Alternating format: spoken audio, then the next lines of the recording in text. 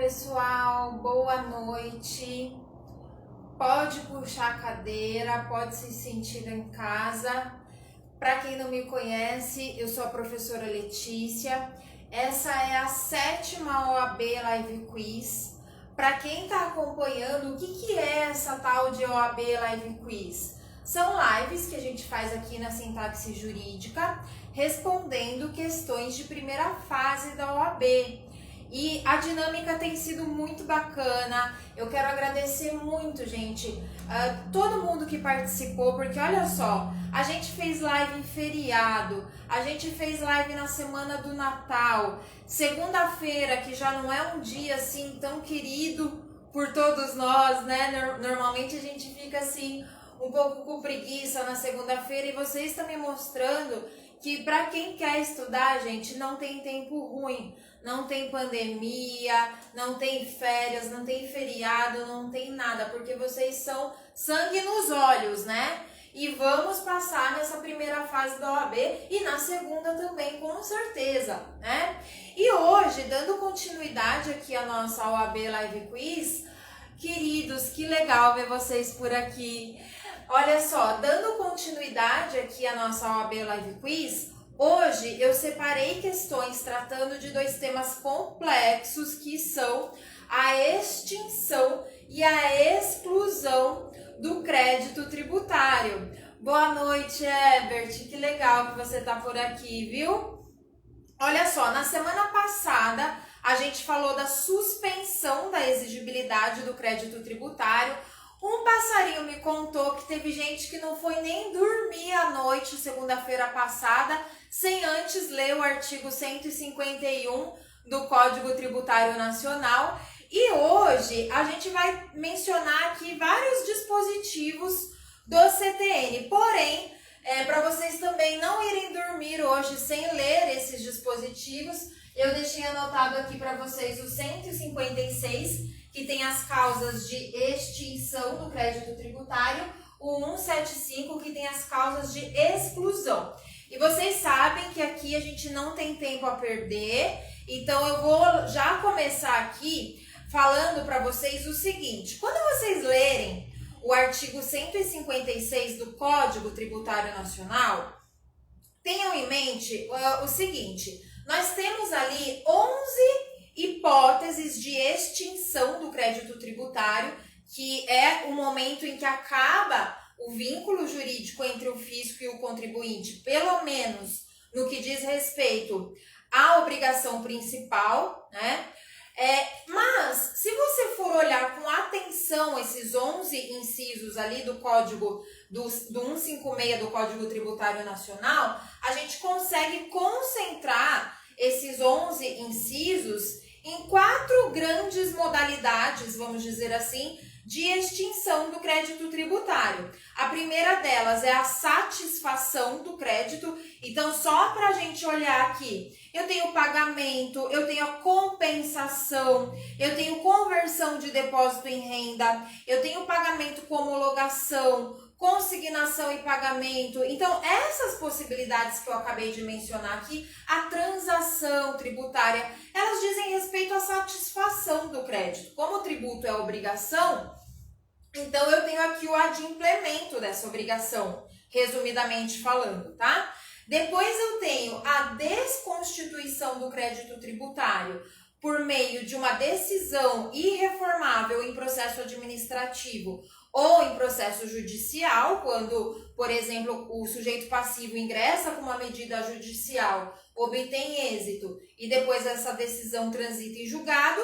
Tenho ainda a figura do perdão, que aqui no 156 é a remissão. A remissão extingue o crédito tributário, tá? E por fim temos aqui a prescrição e a decadência, que nada mais são do que uma espécie de preclusão, ou seja, a perda do prazo para a cobrança do crédito tributário, ou por meio do lançamento, no caso da decadência, ou então por meio da cobrança judicial, no caso da prescrição. Isso aqui é só um aquecimento, tá? Pensando ali no artigo 156, só para a gente aquecer os motores antes de entrar aqui nas questões propriamente ditas, tá?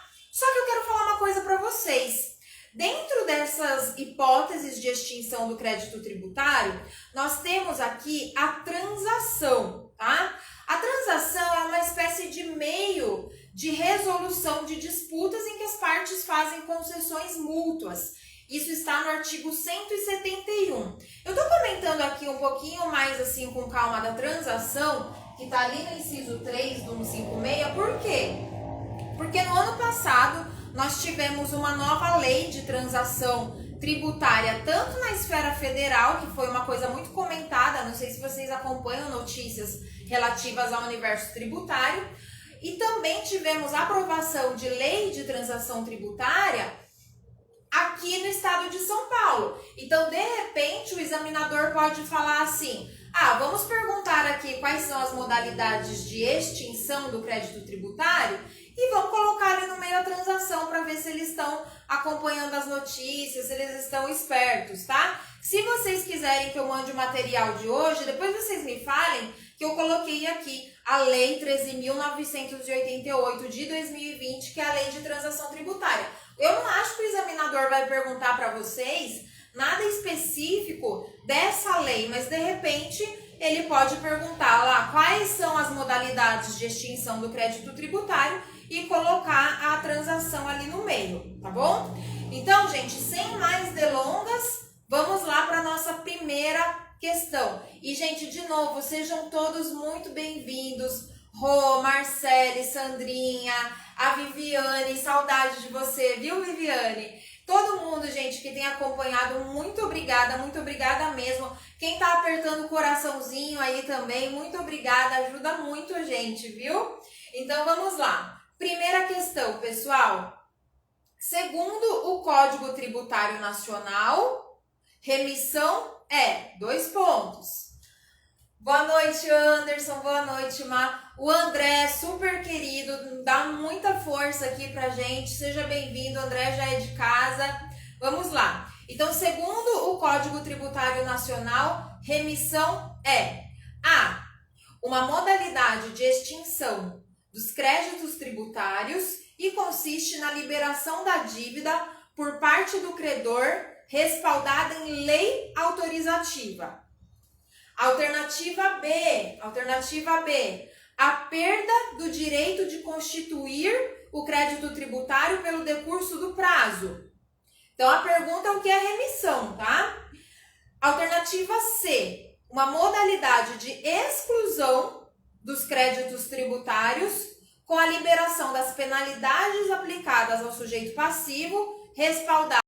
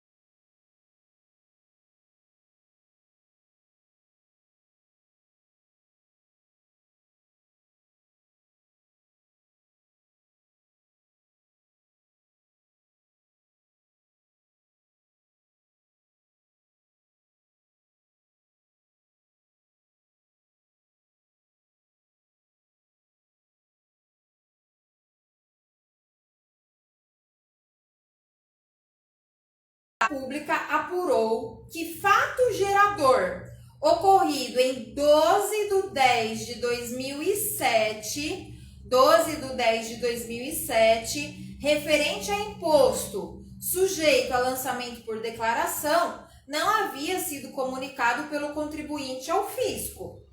Por isso, efetuou o lançamento de ofício do tributo em 5/11/2012. Então, vamos já parar aqui para pensar o seguinte. Se a Fazenda Pública apurou um fato gerador ocorrido em 12/10/2007, e esse imposto era sujeito a lançamento por declaração, que não tinha sido comunicado pelo contribuinte, a partir de que momento que o fisco vai poder contar aqui o prazo decadencial? Porque, gente, o que é o prazo decadencial? O prazo decadencial é o prazo para constituir o crédito tributário por meio do lançamento, tá? Então, é o primeiro dia do exercício financeiro seguinte, tá? Nesse caso aqui, se o fato gerador tinha acontecido em 12/10/2007, o início do prazo decadencial vai começar a contar quando? Dia 1º de janeiro de 2008, tá? Então, vamos lá, vou começar do começo.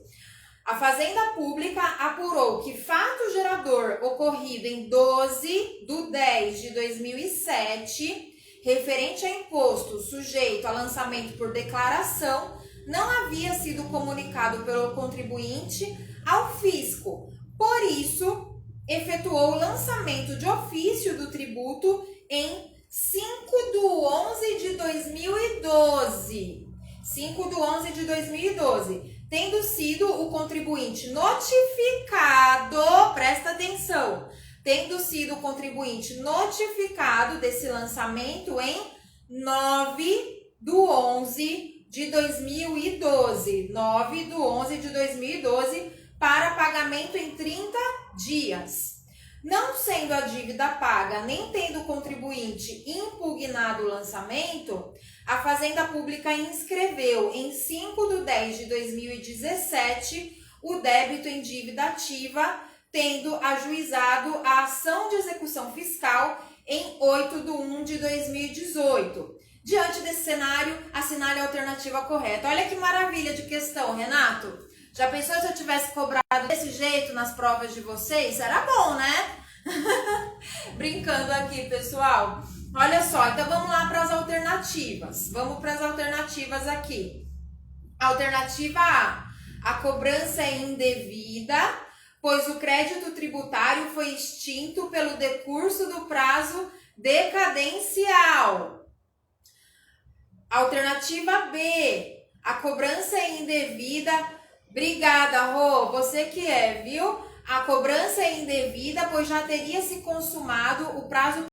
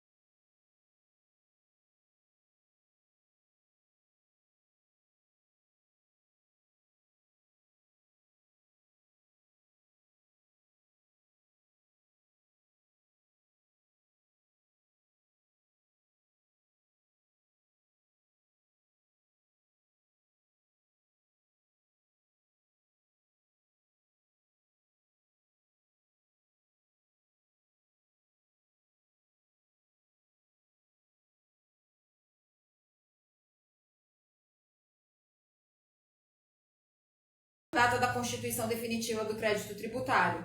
Porque a prescrição começa a ser contada justamente na constituição definitiva do crédito tributário.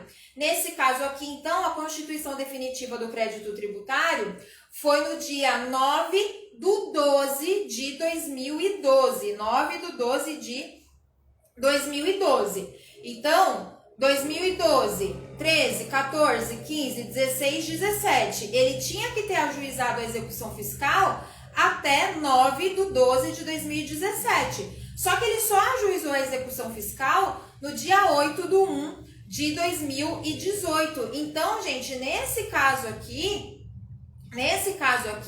Gui, eu já respondo aqui a sua pergunta. O crédito tributário está prescrito. Vocês colocaram aqui a alternativa B e está correto. A cobrança é indevida, pois já teria sido consumado o prazo prescricional para propor a ação de execução fiscal, tá? Lembrando, gente, que o prazo prescricional e o prazo decadencial são de 5 anos, né? O prazo prescricional está no artigo 174, leiam aí o 174 do CTN. Só quero fazer a seguinte advertência aqui para vocês, tá? Lá na lei de execução fiscal, tem um artigo dizendo que quando o crédito tributário é inscrito na dívida ativa, o prazo prescricional fica suspenso por 180 dias. Esquece essa regra da lei de execução fiscal. Tinha até uma alternativa aqui falando disso, né? Como prescrição e decadência depende de lei complementar, por causa do artigo 146 da Constituição, vocês lembram? Eu martelo muito esse artigo na cabeça de vocês, o 146. O STJ tem jurisprudência pacífica no sentido de que, como a lei de execução fiscal é uma lei ordinária, não é uma lei complementar, então pela questão da hierarquia, mas não tem hierarquia entre lei complementar e lei ordinária. Gente, na jurisprudência do STJ está escrito que tem hierarquia e que, portanto, não é válida essa disposição da lei de execução fiscal, tá bom? E aí, gente, eu quero só também lembrar vocês o seguinte: para o prazo decadencial, eu tenho duas regras de contagem de prazo, tá? Anota, por favor, com calma. Anota, eu vou falar com calma, tá? Anota aí para você ler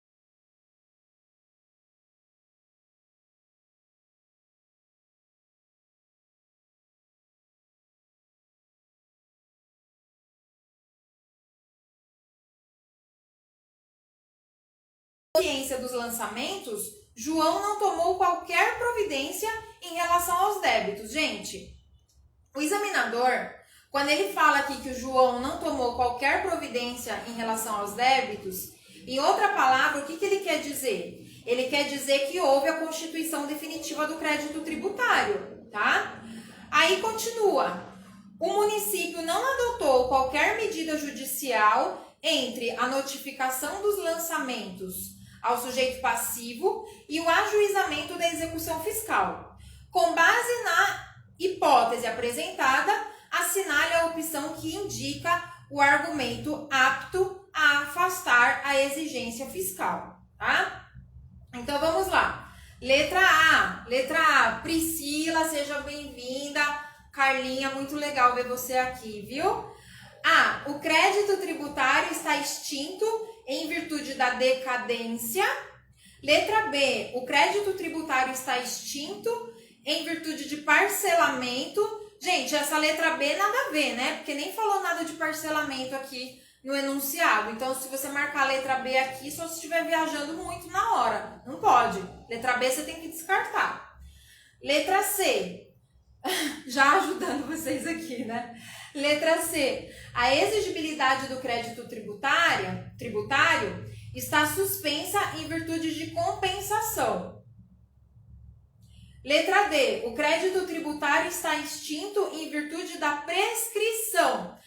Gente, todo mundo aqui nos comentários, por favor, qual é a alternativa correta? A, B, C ou D? Vamos lá. Gente, vocês perceberam que eu esqueci de colocar ali na nossa lousa a resposta correta da questão anterior, né? Eu vou fazer o seguinte, eu vou colocar tudo no final, né?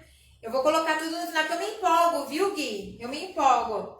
Ó, a Carlinha já colocou letra D. Celice, querida, também, boa noite. Seja muito bem-vinda. Letra D.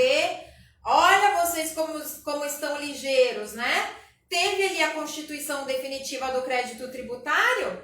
Para o exercício 2009, começou a contar a prescrição em fevereiro de 2009. Se ele foi notificado, não fez nada, o crédito tributário estava constituído, vamos embora, tá? Nesse caso aqui, Gui, é prescrição, tá? Então, a gente não vai ficar no 173, a gente vai para o 174. Olha o que diz o 174. A ação para a cobrança do crédito tributário prescreve em 5 anos contados da data da sua constituição definitiva, tá? Então, eu vou até pegar 2010 aqui, né? Janeiro de 2010, prescreveu, gente, em janeiro de 2015 aqui esse crédito tributário.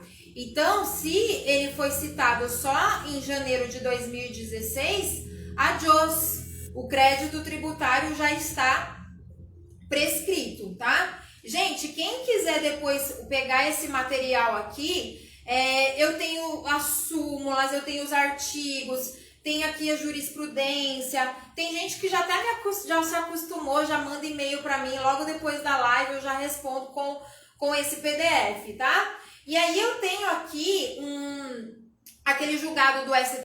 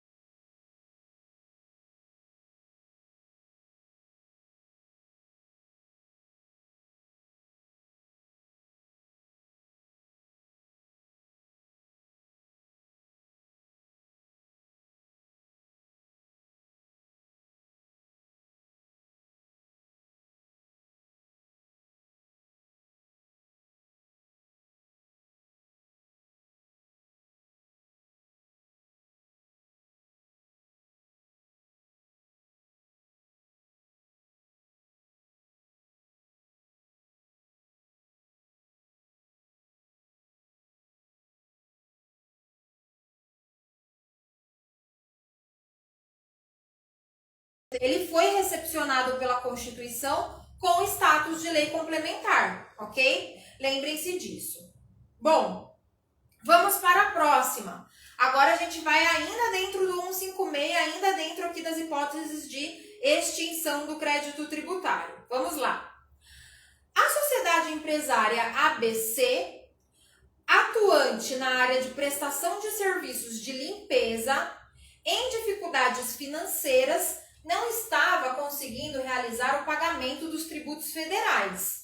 Diante disso, ela se ofereceu à administração pública federal para realizar o pagamento dos tributos mediante prestação direta de serviços de limpeza em prédios públicos ou, alternativamente, transferir para o fisco um imóvel de sua propriedade. A respeito deste cenário, assinale a afirmativa correta. Então, será que a empresa ABC, que está em dificuldades financeiras, como ela é prestadora de serviços de limpeza, ela pode pagar esses tributos por meio da prestação dos serviços de limpeza, ou então ela pode dar um imóvel como forma de pagamento desses tributos? Vamos lá. Alternativa A. As propostas são inadmissíveis, pois os tributos somente podem ser pagos em dinheiro. Letra B. As propostas são admissíveis em razão do princípio da menor onerosidade para o devedor. E ainda o examinador aqui colocou entre parênteses, favor debitores, que é esse princípio da menor onerosidade, tá? Letra C. A proposta de transferência de imóvel do contribuinte para a Fazenda Pública Federal para pagamento de tributo é admissível por expressa permissão legal. E a alternativa D, a proposta de prestação direta de serviços para pagamento de tributo é admissível em circunstâncias excepcionais como forma subsidiária de garantia do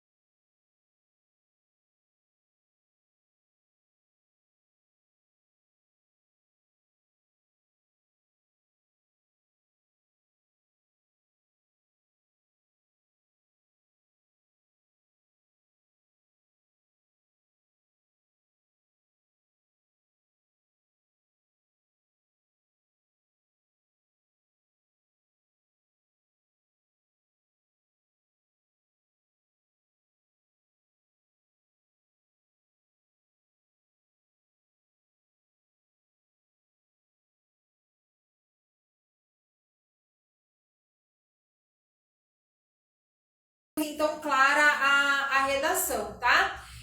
Então, gente, sabe qual é o problema de fazer pagamento de tributos com bens imóveis? É que você acaba tendo que ter na lei uma forma de avaliação do imóvel, né? Porque senão, já pensou, fica muito fácil. Eu tenho uma dívida lá de, sei lá, 500 mil reais. Essa é a lei de dação e pagamento na esfera federal, né? Então, é porque na esfera federal aí você tem essas condições. Mas só concluindo ali o raciocínio. Então, vamos supor, se eu tenho uma dívida de 500 mil reais, eu não posso querer pagar ela com imóvel que vale 100, 200, 300. Então, isso acaba que não é uma disposição do CTN que se espalhou pelo Brasil, pelos nossos 5 mil municípios, pelos estados e tal. E na prática também eu não vejo ela sendo tão utilizada, né? Eu não vejo as pessoas com esse ânimo de entregar os imóveis aí para pagamento de tributos, tá? Agora, gente, vamos falar sobre exclusão do crédito tributário, porque olha só, a extinção aqui no 56, eu tenho o fim do vínculo jurídico, da relação jurídica entre o fisco e o contribuinte.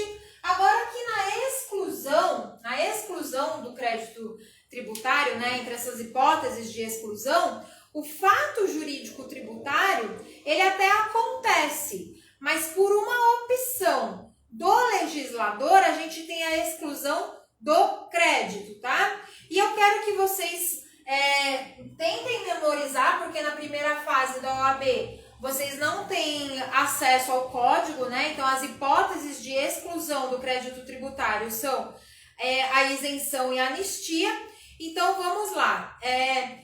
A pessoa jurídica X, procurando compreender os métodos de interpretação da legislação tributária a respeito dos casos de extinção, suspensão e exclusão do crédito tributário, consulta você como advogado. À luz do Código Tributário Nacional, assinale a alternativa que veicula tema sobre o qual é imperiosa a interpretação literal da norma tributária. Eu vou repetir, tá? O enunciado aqui para vocês. Ó. A pessoa jurídica X, procurando compreender os métodos de interpretação da legislação tributária a respeito dos casos de extinção, suspensão e exclusão do crédito tributário,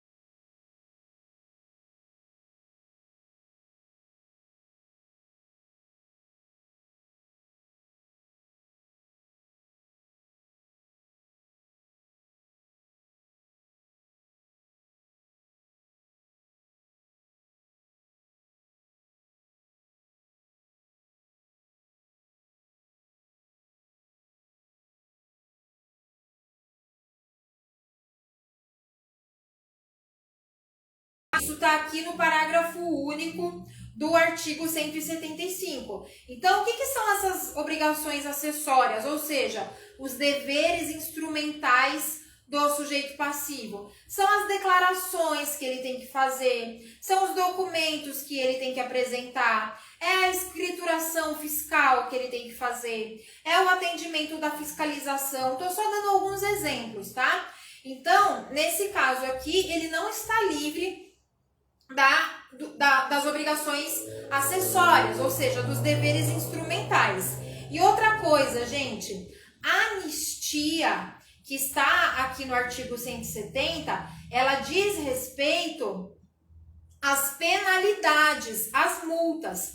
Pode ser que você pegue uma lei, como por exemplo uma lei de refis, essas leis que geralmente são editadas em épocas de crise, você pode ter anistia e remissão na mesma lei. Às vezes a lei pode dar um desconto no tributo, ou seja, remissão, um perdão do tributo, né, que é uma das hipóteses de extinção do crédito tributário e que está regulamentado lá no artigo 172, e ao mesmo tempo aqui a exclusão da penalidade, a exclusão da multa. Geralmente na esfera federal, quando a gente tem refis, a gente tem anistia ou total, se o contribuinte pagar o débito à vista, daí ele não tem que pagar a multa, ou parcial. Então vocês não vão confundir anistia com remissão. E a isenção que pode estar prevista na lei, também eu tenho ali o fato gerador ocorrendo, ou seja, o fato jurídico tributário, ele se verifica. Vamos supor, eu tenho um carro, aí tem a lei do IPVA, né? Então, em tese, eu estou praticando o fato jurídico tributário, eu teria que pagar o IPVA. Só que meu carro é velho, e aí tem um artigo lá na lei dizendo assim, olha, veículos acima de 20 anos de fabricação são isentos do pagamento do imposto. Eu pratiquei o fato gerador? Pratiquei. Eu sou proprietária de um veículo automotor, mas a lei me libera, a lei exclui o crédito tributário aqui nesse caso, tá? Carolina, Michele, que legal ver vocês por aqui, viu? E só mais uma observação, gente, já caminhando